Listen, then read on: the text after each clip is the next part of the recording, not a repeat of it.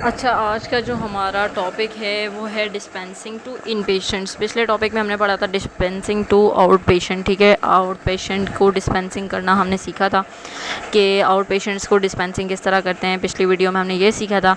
ठीक है, और भी बहुत सारी वीडियोज़ है जिसके अंदर हमने डिफरेंट डिस्पेंसिंग के तरीके बताए थे कि अगर फार्मासिस्ट मौजूद नहीं है तो आप किस तरीके से डिस्पेंसिंग कर सकते हैं, और फार्मासिस्ट की गैर मौजूदगी में आप कौन कौन सी डिस्पेंसिंग कर सकते हैं और किस तरीके से कर सकते हैं। आज का जो हमारा टॉपिक है वो डिस्पेंसिंग टू इन पेशेंट्स है।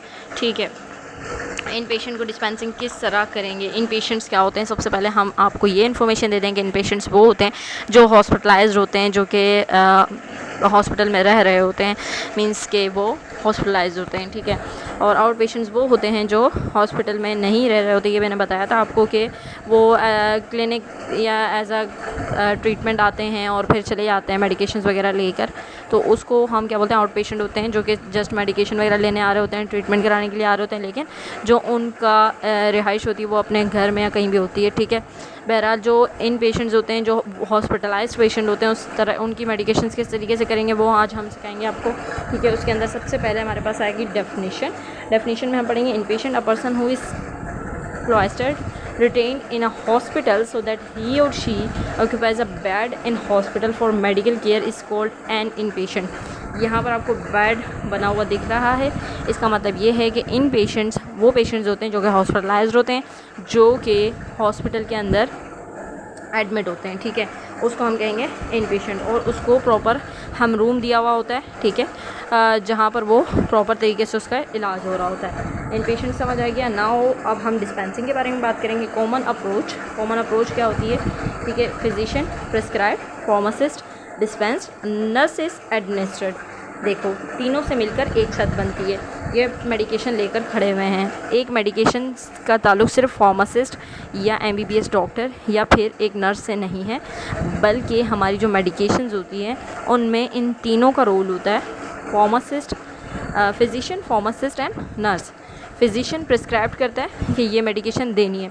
बाहर के मुल्कों में ये होता है कि हमारा जो है पाकिस्तान के अंदर फार्मासिस्ट को इतना वो नहीं किया जाता कि फार्मासिस्ट एज अ टेक्नीशियन भी बहुत सारे लोग फार्मेसी के ऊपर बैठे हुए होते हैं जो कि अपना ये काम अंजाम दे रहे होते हैं, और फार्मेसी जो है ना डिस्पेंसिंग का काम दे रहे होते हैं। बहुत ख़तरनाक मेडिकेशंस जिसके लिए एक फार्मासिस्ट को बहुत अच्छे तरीके से नॉलेज देकर भेजा जाता है कि आप डिस्पेंस करो। टेक्नीशियंस जो 1-2 साल का कोर्स करके ये काम सर अंजाम दे रहे होते हैं, इस तरह नहीं करना चाहिए। बहुत सारी अच्छी जगह हैं पाकिस्तान में जहाँ पर इस तरह नहीं हो रहा, कुछ जगह ऐसी हैं जहाँ पर इस तरह की चीज़ें होती भी हैं। ठीक है, तो उस चीज़ों से हमें अवॉइड करना पड़ेगा। उसके लिए हमें प्रॉपर नॉलेज वाला फार्मासिस्ट जो है वो फार्मेसी पे रखना चाहिए।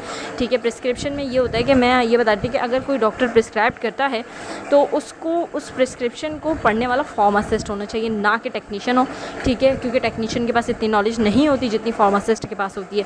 तो एक फार्मासिस्ट क्या करेगा, उस प्रिस्क्रिप्शन को पहले रीड करेगा कि आया जो हमारा फिजिशियन है उसने मेडिकेशंस की डोजेज प्रॉपर दी है कि नहीं दी। ठीक है, वो प्रॉपर उसको वेरीफाइड करेगा, डिस्पेंस करेगा। उसका काम ये नहीं है कि सिर्फ डिस्पेंसिंग करते, उसका काम ये भी है कि उसकी प्रिस्क्रिप्शन को रीड करके ये कंफर्म करे कि ये जो प्रिस्क्रिप्शन है सही लिखी गई है कि नहीं लिखी गई। ठीक है, क्योंकि ज़्यादा जो एक्यूरेट होता है वो फार्मासिस्ट होता है मेडिकेशन के हवाले से। डायग्नोसिस के हवाले से तो MBBS डॉक्टर होगा, लेकिन मेडिकेशन के हवाले से हमारे पास कौन होता है, फार्मासिस्ट होता है। तो हम क्या करेंगे, सबसे पहले फार्मासिस्ट के पास जाएंगे। उसकी मतलब वो पहले वो चेक करेगा प्रिस्क्रिप्शन को, देन डिस्पेंस करेगा, और देन जो हमारे पास नर्स होगी वो क्या करेगी, एडमिनिस्टर करवाएगी। ठीक है, उसके बाद आएगा dispensing. What is dispensing? Dispensing is a pharmacy act and consist of the removal of 2 or more doses from a bulk of drug container and placing them in another dispensing container or envelope for subsequent use by the patient। dispensing क्या होता है, बड़ा सा box है medication का, patient को doctor ने लिख के दिया है कि आपने 3 दिन 2-2 मेडिकेशन लेनी है। ठीक है, तो 3 दिन 2 टाइम लेनी है। ठीक है, 2 टाइम 3 दिन लेने, टोटल 6 टैबलेट्स उसको रिक्वायर्ड है। तो डिस्पेंसिंग का मतलब यही है कि अगर आपको प्रिस्क्रिप्शन में 6 टैबलेट्स लिखा हुआ है तो आपने क्या करना है, एक बॉक्स से 6 टैबलेट निकाली और उसको एक्यूरेट तरीके से उसके डोजेज के हिसाब से उसको डिलीवर कर दिया। ये क्या है, डिस्पेंसिंग है। ठीक है, लेकिन डिस्पेंसिंग इतना आसान नहीं है कि उठाया और दे दिया। डिस्पेंसिंग में भी यही होता है कि आपने एक्यूरेटली देखना होता है कि कितने mg डॉक्टर ने लिख कर दी है, ठीक है, क्योंकि एक मेडिकेशन डिफरेंट जो है डोज में अवेलेबल है, ठीक है। और ऐसे भी होता है बाज़ औक़ात कि एक मेडिकेशन सिरप में, टैबलेट में और डिफरेंट इंजेक्शंस फॉर्म में भी अवेलेबल होती है, तो उस चीज़ को भी देखना होता है। प्रिस्क्रिप्शन को प्रॉपर तरीके से रीड करके उसको डिस्पेंस करना इज़ अ डिस्पेंसिंग, ठीक है। अच्छा, डिस्ट्रीब्यूशन में क्या है? The supply, delivery and transitory storage of drugs at patient care areas, nursing stations other than main hospital pharmacy और subsequent patients utilization is called distribution. अब डिस्ट्रीब्यूशन क्या करना है? डिस्ट्रीब्यूशन डिस्ट्रीब्यूट से निकला the supply, delivery and transitory storage of drugs at patient care areas, nursing station other than main hospital pharmacy और subsequent patient utilization is called distribution. आप कोई भी ड्रग सप्लाई कर रहे हो, ड्रग डिलीवरी कर रहे हो, ठीक है, विदाउट के कोई अभी आपका ज़रूरी नहीं कि इसके अंदर हॉस्पिटल, मेन हॉस्पिटल फार्मेसी मौजूद हो। डिस्ट्रीब्यूशन किसी तरीके से भी हो सकती है, ठीक है। कोई भी सप्लाई कर रहे हो, मेडिकेशन डिलीवर कर रहे हो, ठीक है, अदर देन हॉस्पिटल, ठीक है। उसके बाद क्या है? The prescription to in patient is called medication order. अब अगर इसमें इन पेशेंट को आप प्रिस्क्राइब कर रहे हो इसके अंदर, तो वो क्या होगा? इन पेशेंट ऑर्डर होगा, ठीक है। अच्छा, in the pharmacy these required drugs may have to pre-packaged in proper quantities for use by the nurses to administer to patients, compounded or manufactured, labeled properly, examined and checked for accuracy and eventually distributed to the nursing unit. अच्छा, in the pharmacy these required drugs, अब जो required drugs है वो pharmacy में किस तरीके से पड़ी होती है या फिर आपके नर्सिंग यूनिट के अंदर किस तरीके से रखी जाएगी? प्रॉपर क्वांटिटीज़ इसकी बताई जाएगी नर्सिस को कि कितनी आपने एडमिनिस्टर करनी है, क्वांटिटी प्रॉपर क्या है इसकी, ठीक है। अब कोई भी नर्स है वो आती है प्रिस्क्रिप्शन ऑर्डर्स वगैरह लेना, तो प्रॉपरली जो आपकी प्रिस्क्राइब मेडिकेशंस हैं जो आपने प्रिस्क्राइब कर रहे हो, नर्स को दे रहे हो, वो प्रॉपर क्वान्टिटीज़ होनी चाहिए कि नर्स उसको किस तरीके से यूज़ करेगी, कितनी क्वांटिटी, जितनी क्वांटिटी नर्स को यूज़ करने के लिए देनी है उतनी आपने देनी है। और कंपाउंडेड ड्रग को ये नहीं कि नर्स या फिजिशियन कोई कंपाउंड कर दे, तो जो कंपाउंडेड ड्रग होती है वो क्या होती है? पेशेंट कंपाउंडेड और manufactured label properly.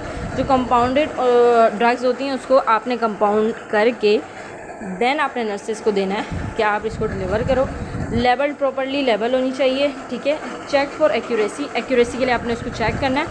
Distributed to the end eventually distributed to the nursing unit. At nursing station the drugs are stored again for continuous use by patients according to the physician order. Nursing unit के अंदर भी आपने क्या करना पड़ेगा कि उस drugs को आपने स्टोर करना है प्रॉपर तरीके से, ताकि जो आपका फिजिशियन ऑर्डर है उसके अकॉर्डिंगली आप पेशेंट्स को डिलीवर कर सको। The nurses prepares drug for administration, bring it to the patients, return to the nursing unit and record this information on the patient record.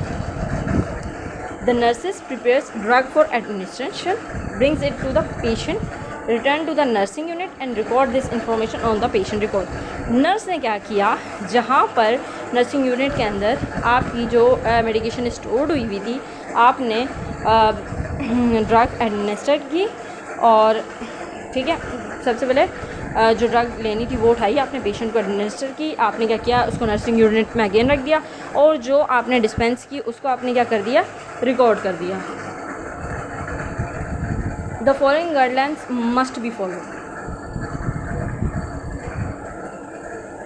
Pharmacist must review the prescriber's original order before the initial medication dose is administered।